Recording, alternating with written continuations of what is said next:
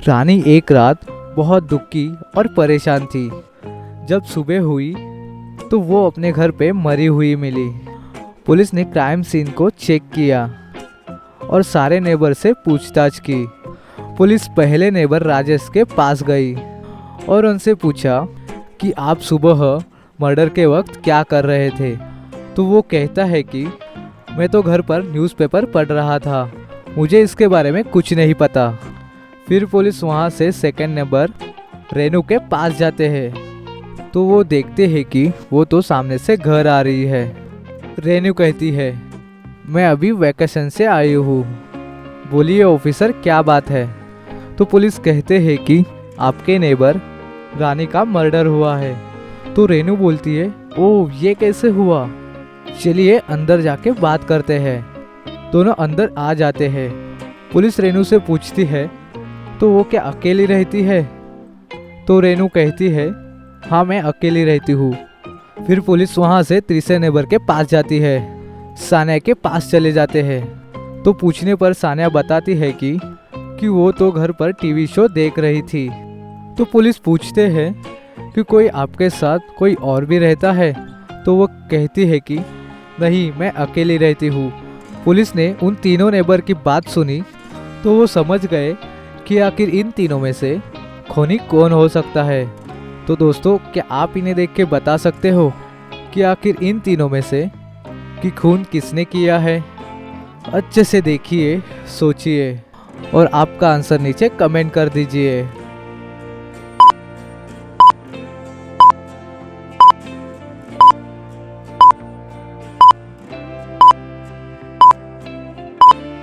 इनमें से ये सेकंड नेबर रेनू ने खून किया है, क्योंकि उसने कहा कि वो अभी अभी वैकेशन से आई है। तो अगर आप उसके घर के अंदर देखेंगे तो आपको दिखेगा कि उसकी वो फायरप्लेस जल रही है, यानी कि वो घर में ही थी, कहीं बाहर नहीं गई और खून भी उसी ने ही किया है। रमन को पुरानी गुफा में एक संदूक मिला। वो संदूक कई साल पुराने खजाने से भरा हुआ था। रमन उस संदूक को खोलना चाहता है ताकि उसे सारा खजाना मिल जाए, पर उस संदूक पे तो लॉक लगा हुआ था।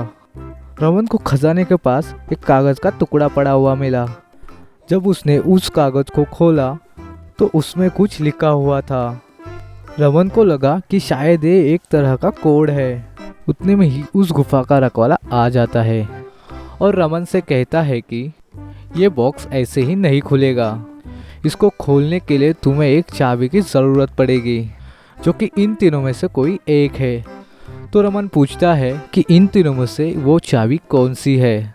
तो रखवाला कहता है कि ये तो मैं नहीं बता सकता, पर जो कागज़ तुम्हारे पास है उसमें एक हिंट है जिससे ये तुम पता लगा सकते हो कि कौन सी की इस बॉक्स की है।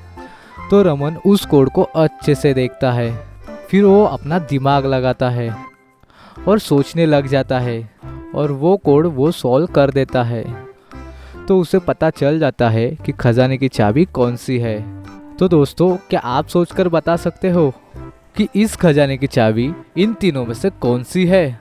कोड को अच्छे से देखिए, सॉल्व करिए और अपना आंसर नीचे कमेंट कर दीजिए।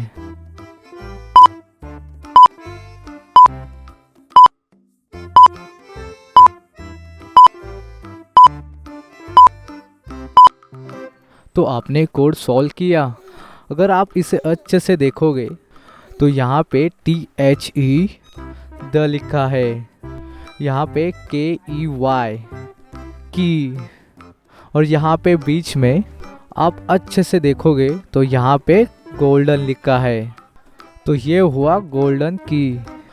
तो रमन गोल्ड वाली की लेता है और वो खजाना खुल जाता है। क्या आपने भी ये पहेली सॉल्व कर ली थी? तो अब भी के अब भी इस वीडियो को लाइक कर दीजिए। चलिए अब देखते हैं अगली पहेली।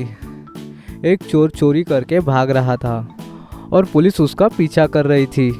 जब पुलिस भागते भागते वहाँ पे पहुँची तो उन्होंने वहाँ पे देखा तो वहाँ पे 3 घर है जिनमें चोर जा सकता है, और पुलिस को घर में जाने से पहले ही पता लगाना है कि चोर कौन से घर में गया होगा।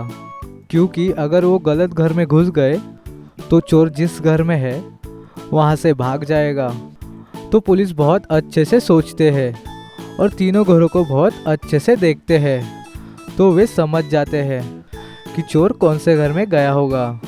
तो दोस्तों, क्या आप इन्हें देख के बता सकते हो कि आखिर इनमें से कौन से घर में चोर है? अच्छे से देखें और आंसर देखने से पहले आपका आंसर कमेंट कीजिए।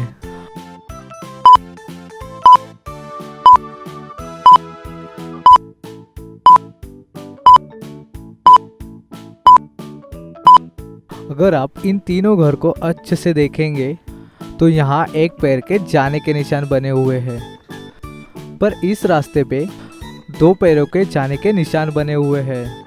इसका मतलब इस घर में रहने वालों के अलावा कोई और भी इस घर में गया है। तो अगर आप इस खिड़की को अच्छे से देखेंगे तो वहाँ पे वो कांच टूटी हुई है। इसका मतलब चोर खिड़की से अंदर गया है। तो क्या आपने भी इन क्लू को देख के अंदाज़ा लगा लिया था? चलिए अब देखते हैं अगली पहेली। एक टोकरी में 8 एप्पल रखे हुए हैं। आपने उसमें से 3 एप्पल ले लिए। तो अच्छे से ये बात सोचकर बता दीजिए, तो अभी आपके पास टोटल कितने एप्पल बचे? अच्छे से कैलकुलेट करिए और आंसर नीचे कमेंट कर दीजिए।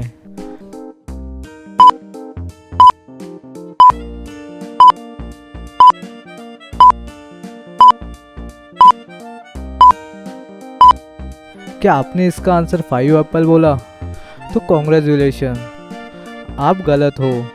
मैंने कहा था आपके पास कितने एप्पल बचे हैं, पर आपके पास तो 3 एप्पल बचे हैं, फिर 5 कहाँ से होंगे? लोग ऐसे ही इस पहेली से कंफ्यूज हो जाते हैं। तो गाइस, आप तो कंफ्यूज नहीं हो गए ना? चलिए अब देखते हैं अगली पहेली। एक जलते हुए घर के पास 3 लोग खड़े थे। एक आदमी ने उस जलते हुए घर से उस 3 लोगों को भगा दिया, फिर भी उस आदमी को जेल हो गई। बताइए क्यों? आंसर देखने से पहले आपका आंसर कमेंट कीजिए।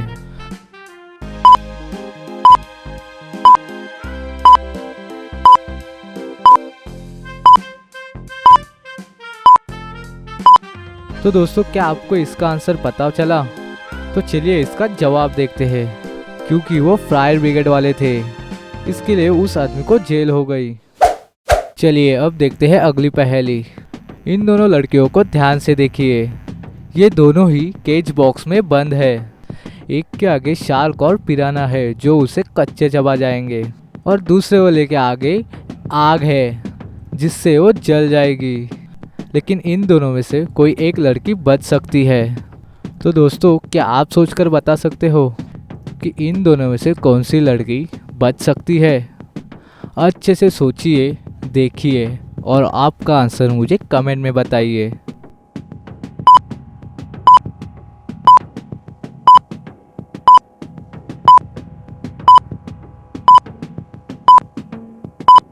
ये पहली वाली लड़की जिस केज में बंद है वो हल्की है, तो तैरेगी। तो केज लगने के कारण उसके अंदर शार्क नहीं आ पाएंगे। पर ये दूसरे वाली लड़की का केज आग के कारण बहुत गर्म हो जाएगा, और गर्म के कारण वो मर भी सकती है। इसके लिए वो पहली वाली लड़की बच सकती है। अगर आपको ये पहेली पसंद आई है तो इस वीडियो को जरूर लाइक कर देना। अपने फ्रेंड्स को भी ये वीडियो जरूर शेयर कर देना, और हमारे चैनल को सब्सक्राइब जरूर करना, क्योंकि ऐसी ही मजेदार पहेलियां हम इस चैनल पर लाते रहते हैं।